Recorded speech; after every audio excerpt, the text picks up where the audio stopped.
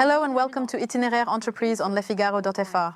Every day, a new business journey, and today we are in consultation with Pascal CLEMENT.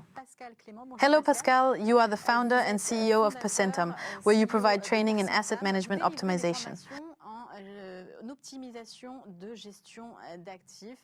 What do we mean when we talk about asset management? In the industry, it generally refers to physical assets, not resources. Indeed, asset management encompasses all the assets available to an industrialist to generate value. Therefore, asset management optimization consists of implementing processes, methods, and concepts aimed at extracting the maximum value from the physical assets of the industrialist in question.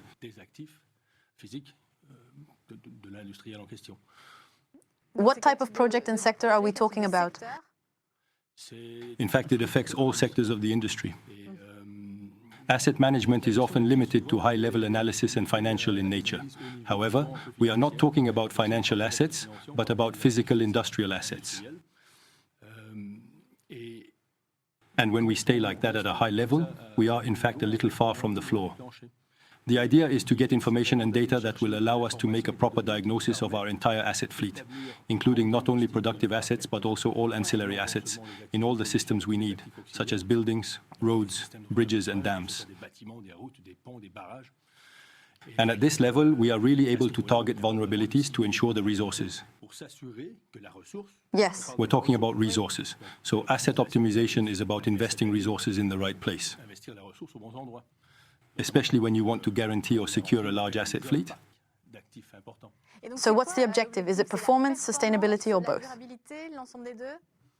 I'd say the objective is really performance. In fact, the company's name PERCENTAM stands for Performance-Centered Asset Management. So it's asset management focused on performance. We're talking about an overall performance. So, overall performance that touches on all aspects of sustainable development, that is, all three aspects: the health and safety of staff, the public and people, the environment, and also the financial business. To be sustainable, you need a balance between these three elements. So what are the levers for managing these assets to preserve them and make them last a long time? Firstly, to get to know them well in order to know how they work. Once understanding and mastery is achieved, structures, such as inventory structures, can be established. I'm talking about inventory structures to take inventory of our assets and going down to a level of detail that allows us not to drown in details, but to be efficient in collecting the data. Talking about data, I'm referring to information systems such as CMMS, Computerized Maintenance Management System, or enterprise software. And then there's the operating software. So we're going to make sure we have common inventory structures where we can gather information. This way, analysts, engineers, and technicians work in a common language to establish exactly what the state of the assets is and where the problems are, particularly in terms of performance. Once again, when we talk about performance, we're generally talking about health, safety, the environment, and business. From there, one can even extend the concept to look at the material in the resources. There are financial resources, human resources, and material resources. When it comes to the materials we use with our suppliers, do they respect the same values as we do? Are we really looking for a maximum value across the entire chain? So we can say that there are a lot of... And you sometimes manage to correct a small change that then has a major impact on the entire production chain? Yes, when you look at the assets, that's what's surprising. In most of the places where we do these analyses, I still have people in the field telling me that they didn't realize that this machine or this piece of equipment worked that way. We can be more efficient and waste less. For example, in the food sector, we can waste less packaging, plastic and packaging materials. We can optimize lubrication and consume much less energy. There's a lot that we can do, and that's just on the environmental side. Yes. We can also look at the health and safety aspect, identifying hazards and disasters before they happen. We can be preventive, we can be proactive, rather than reacting to a disaster or a problem. What do you base your work on? Is there a philosophy or literature on asset management? Is it more Anglo-Saxon in origin? Yes, you could say that, this philosophy really. It's true that there are two main philosophies on which all my work is based. This is what we call RCM, Reliability-Centered Maintenance. RCM, that is Reliability-Centered Maintenance. It was written in the 60s and published in the 70s. And then there's TPM, Total Productive Maintenance, joint work between Japan and the USA, also dating back to the 60s and 70s. So, total productive maintenance, TPM, total productive maintenance. And these are the two main philosophies, the two main strategies that you could say that I've implemented in this process, PCAM. I've called the process PCAM because it's a performance-centered asset management process. So PCAM means performance-centered asset management, but it's not about reinventing methods that already exist and are effective. It's about making them our own. Today's technology allows us to do much more than we could do 40 or 50 years ago. But the basic logic and methods remain the same. So, yes, but it has really become essential today in a context where, with climate change, we really have to save resources and pay attention to the impact of the environment and economic activity. Exactly. There's that, and there's also respect for all societal values, respect for society, respect for people.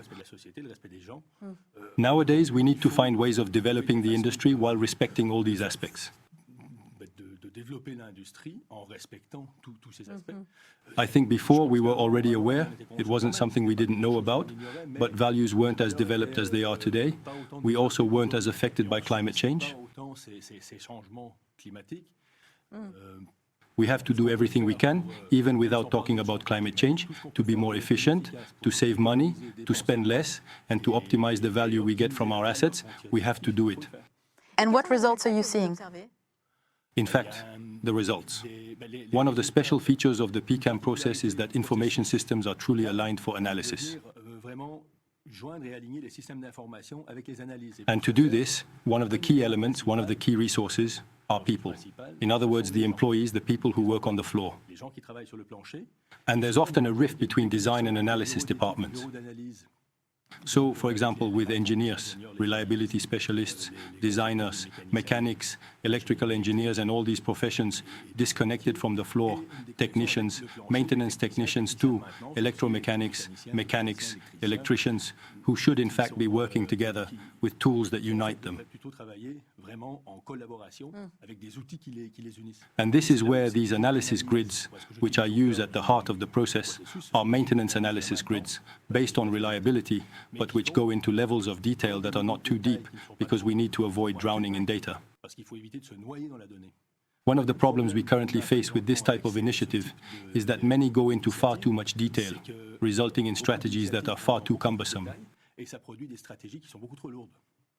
It's also related to standards. Are they standards or regulations? It is related to standards and regulations. The entire PCAM training program is standards-based. Next, we have to make the standards our own and adapt them to our needs. Therefore, there is a risk of drowning in the data. We often talk about big data, we often talk about this data. You get the impression that you can collect as much data as you like, just put it in a black box and it will give us solutions or answers. Actually, no. What we need to do is first understand how our assets work and then examine how they malfunction. By examining malfunctions and their consequences, we can identify vulnerabilities and put strategies in place. Was there a major challenge you had to overcome that you'd like to tell us about? Challenges, yes. A few years ago, we set up this process by adapting our information systems and analysis. And to do this, we trained a whole group of people.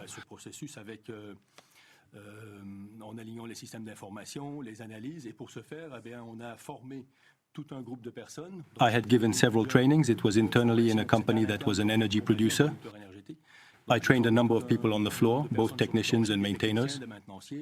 Engineers were then trained, including electricians, mechanical engineers, electromechanical engineers, and automation engineers. One of the challenges was to align everyone with the same vision, using the same vocabulary, and working on the same grids.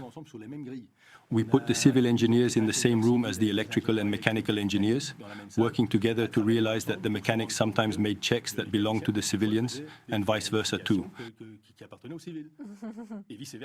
Yes. So, we realized that working together avoids redundancy. Everyone concentrates on their job, their trade, and does what they have to do in the best possible way. Yes. This avoids a certain amount of wasted resources because among the waste, there are also the resources you don't want to waste. That's indeed a good example. A great synergy. The main course had over 100 participants. So that was interesting. 3 colleagues helped me into the room to get the questions. It was quite a challenge. Where can we find you? You're present in France and Quebec, right? Yes, I own PERCENTAM SARL here in France, based at Lyon. There is also PERCENTAM incorporated in Quebec, Canada. Both organizations. They are accredited as training organizations here with the Qualiopi certification. And in Quebec, there's also Quebec accreditation for training organizations. This allows us to work on both sides, bringing these concepts and helping the industry rise.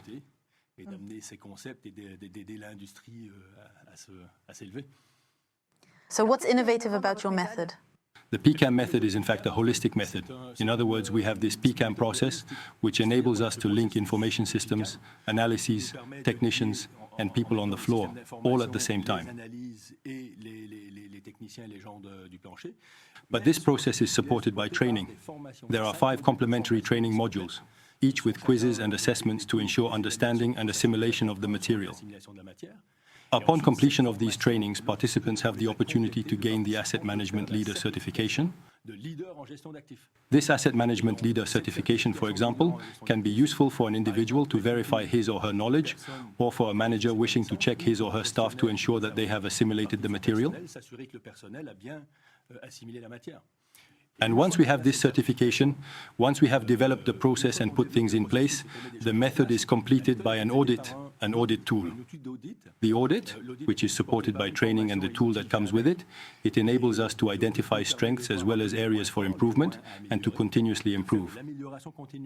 So the whole method and the courses, in fact, all the training courses include optimization tools, analysis tools, whether it's maintenance optimization, of course, asset management and reliability analysis. So all these elements are part of the process. So it's really a method that's holistic, complete, and I'm pretty proud of it. Thank you very much for this vision. It was Itinéraire Entreprise. See you soon for another program. À bientôt pour une prochaine émission.